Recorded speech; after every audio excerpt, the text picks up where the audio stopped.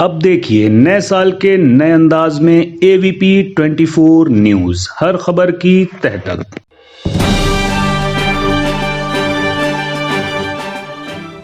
AVP 24 news पे वक्त हो गया है दिन भर की 10 बड़ी खबरों का।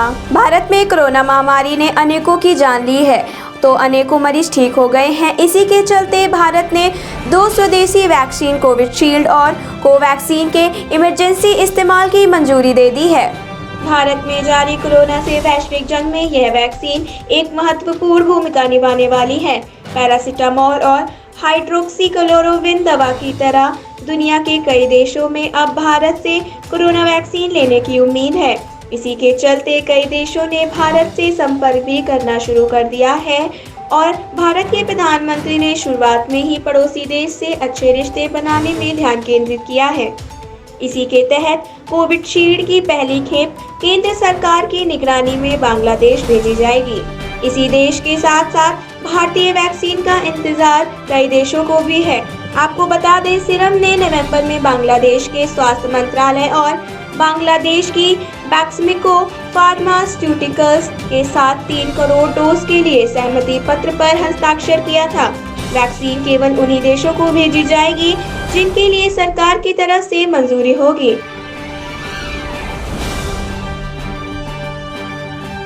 अमेरिका की राजधानी वॉशिंगटन DC में कैपिटल हिल, जहां अमेरिकी कांग्रेस के सदस्य बैठते हैं, वहां पर अमेरिका के राष्ट्रपति डोनाल्ड ट्रंप के समर्थक लगातार हिंसक प्रदर्शन कर रहे हैं। उसी तरह प्रदर्शन की छींटें लगातार भारतीय राजनीति पर भी पड़ रही हैं।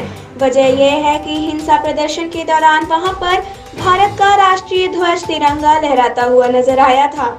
इसी के चलते ट्विटर पर भारतीय जनता पार्टी के सांसद वरुण गांधी और कांग्रेस सांसद शशि थरूर आपस में भिड़ गए हैं। वरुण गांधी ने कैपिटल हिल हिंसा पर अपनी प्रतिक्रिया को व्यक्त करते हुए ट्विटर पर लिखा, वहां पर भारतीय झंडा क्यों है? यह एक ऐसी लड़ाई है जिसमें हमें निश्चित रूप से भाग लेने की आवश्यकता नहीं है। दुर्भाग्य से भारत में भी कुछ ऐसे ही मानसिकता वाले लोग हैं जो तिरंगे का इस्तेमाल हथियार के रूप में करते हैं और जो इससे असहमत होते हैं उन सभी को देशद्रोही घोषित कर दिया जाता है।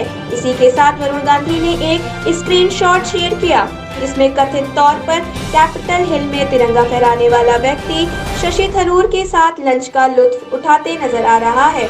वरुण गांधी ने लिखा, अब हम जानते हैं कि यह शशि थरूर का प्रिय दोस्त था। अब कोई सिर्फ यह आशा कर सकता है कि आप और आपके सहयोगी इस पर चुप नहीं रहेंगे। हालांकि शशि थरूर ने इस आरोप को गलत साबित किया है और लिखा, मैंने अपने देश के प्रिय झंडे को शर्मनाक अमेरिकी भीड़ में लाने के किसी भी प्रयास की निंदा करता हूं।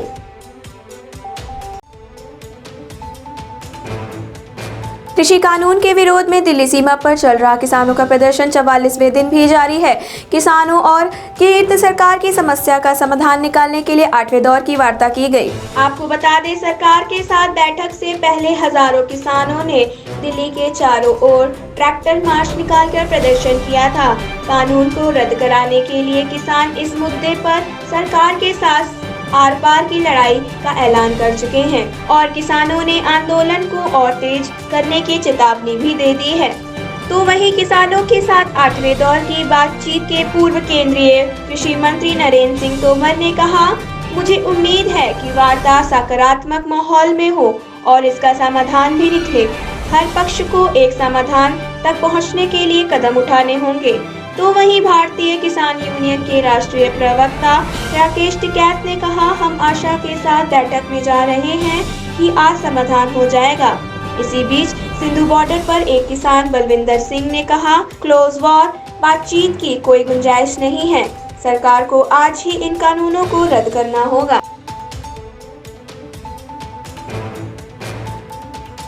राजधानी दिल्ली में लगातार 4 दिन बारिश होने के बाद थोड़ी राहत मिली, लेकिन मौसम विभाग के अनुसार एक बार फिर हल्की बारिश होने की संभावना है। दिल्ली के कुछ इलाकों में थोड़ी बारिश दर्ज की गई। दिल्ली के रिज इलाके में सबसे अधिक 11.2 किलोमीटर बारिश दर्ज की गई। लोधी रोड इलाके में 6.3, पालम में 5.4, आर्यनगर में 3.6 मिलीमीटर बारिश हुई। प्रादेशिक मौसम विभाग के अनुसार राजधानी का न्यूनतम तापमान सामान्य से 60 डिग्री सेल्सियस अधिक 14.4 दर्ज किया गया। मौसम में लगातार बदलाव की वजह से दिल्ली एनसीआर की हवा खराब श्रेणी में दर्ज की गई। केंद्रीय प्रदूषण नियंत्रण बोर्ड के अनुसार राजधानी की औसत वायु गुणवत्ता सूचकांक 255 दर्ज किया गया।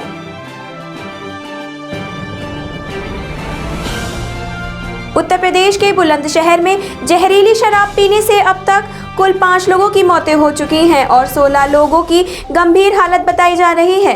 गंभीर लोगों का उपचार अलग अलग अस्पतालों में कराया जा रहा है और इस मामले में लापरवाही के आरोप में थाना प्रभारी समेत 3 लोगों को निलंबित कर दिया गया है। इसी घटना को लेकर उत्तर प्रदेश के मुख्यमंत्री योगी आदित्यनाथ ने दोषियों पर कड़ी कार्रवाई करने के निर्देश दिए हैं और वरिष्ठ अधिकारियों को तत्काल मौके पर जाकर हर एक पीड़ित को बेहतर इलाज दिलाने के निर्देश दिए हैं। जिलाधिकारी रविंद्र कुमार ने बताया, शराब की दुकानों पर लगातार छापेमारी की जा रही है। इस घटना से जितने लोगों की भी मृत्यु हुई है वे सभी मजदूर हैं और मृतका ने गांव में ही अवैध रूप से शराब बेचने वाले युवक से शराब खरीद कर पी थी, जिसके कुछ देर बाद ही लोगों की हालत बिगड़ने लगी थी और उन्हें उपचार के लिए चिकित्सकों के पास पहुंचाया गया था, जिसमें से 5 की मौत हो गई।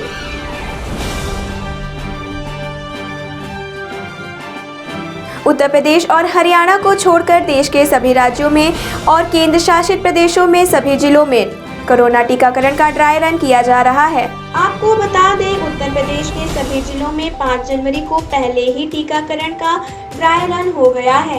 केंद्रीय स्वास्थ्य मंत्रालय से प्राप्त जानकारी के अनुसार प्रत्येक जिला 2 जनवरी को हुए ड्राई रन की तरह ही 3 तरह के सत्र स्थलों की पहचान करेगा, जिसमें से एक सार्वजनिक जन स्वास्थ्य प्रतिष्ठान, निजी स्वास्थ्य प्रतिष्ठान और ग्रामीण या नगर स्थल शामिल होंगे।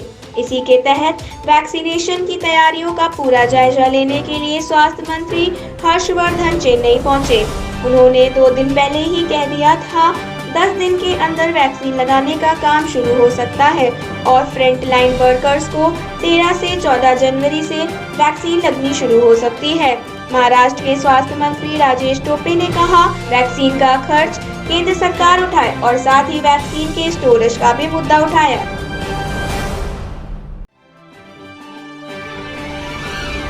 केरल विधानसभा में जमकर हंगामा हो गया। आपको बता दें, राज्यपाल के संबोधन का बहिष्कार करते हुए कांग्रेस के नेतृत्व वाली पार्टी यूडीएफ ने जमकर विरोध प्रदर्शन किया और राज्य के मुख्यमंत्री पिनराई विजयन के इस्तीफे की मांग भी की।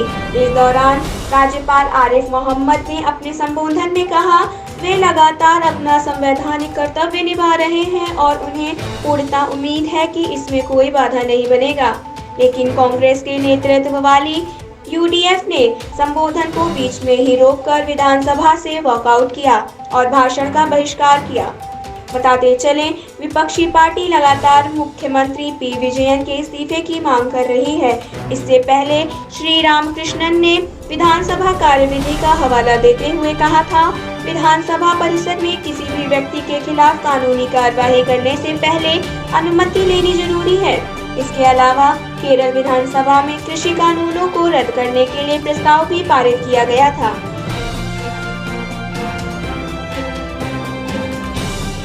राजस्थान की राजनीति में लगातार फेरबदल होने की संभावना नजर आ रही है। भाजपा के राष्ट्रीय अध्यक्ष जेपी नड्डा ने राजस्थान बीजेपी के कुछ नेताओं को दिल्ली की एक बैठक में बुलाया, लेकिन अहम बात यह है, इस बैठक में पूर्व मुख्यमंत्री वसुंधरा राजे को आमंत्रित नहीं किया गया। जेपी नड्डा की बैठक के लिए प्रदेश अध्यक्ष सतीश पूनिया, नेता प्रतिपक्ष गुलाब चंद कटारिया और विधानसभा में उपनेता प्रतिपक्ष राजेंद्र राठौर बुलाए गए। यह नेता इस बैठक से पहले भी कई बैठक कर चुके हैं। इस बैठक को लेकर प्रदेश अध्यक्ष सतीश पूनिया ने बताया, यह एक सामान्य बैठक है। इस बैठक में राजस्थान में होने वाले विधानसभा के उपचुनाव, निकायों के चुनाव पर चर्चा व तैयारी की बातचीत हुई। आपको बता दें, अभी हाल ही में वसुंधरा राजे के विरोधी नेता घनश्याम तिवारी ने भाजपा में वापसी की है।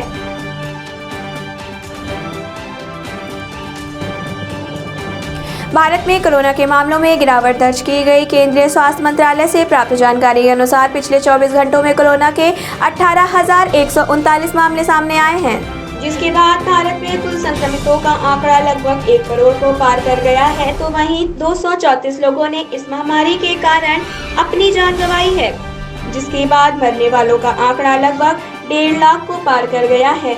1 करोड़ लोगों ने इस महामारी को मात दी है।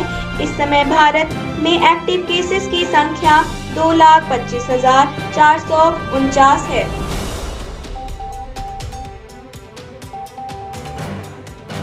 अमेरिका की राजधानी वॉशिंगटन डीसी में कैपिटल बिल्डिंग में हुई हिंसा में पूरी दुनिया का ध्यान लगा हुआ है। दुनिया के सबसे पुराने लोकतंत्र में भीड़ ने कैपिटल बिल्डिंग में जाकर लोगों ने उत्पात मचाया, जिसकी वजह से पूरी दुनिया में इसकी आलोचना की गई।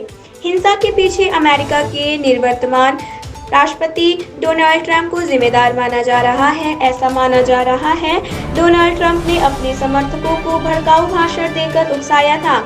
हिंसा में जो भी लोग शामिल थे उन सब पर कार्यवाही की जाएगी। फेडरल ब्यूरो ऑफ इन्वेस्टिगेशन ने बयान देते हुए उन सभी उपद्रवियों की जानकारी मांगी है जो इस हिंसा में शामिल हुए थे। FBI उन लोगों की तलाश में लग गई है और लोगों से मदद करने की अपील कर रही है। अगर आपने हिंसा की घटनाओं को अपनी आंखों से देखा है तो उससे संबंधित कोई फोटो या वीडियो या जानकारी साझा कर सकते हैं।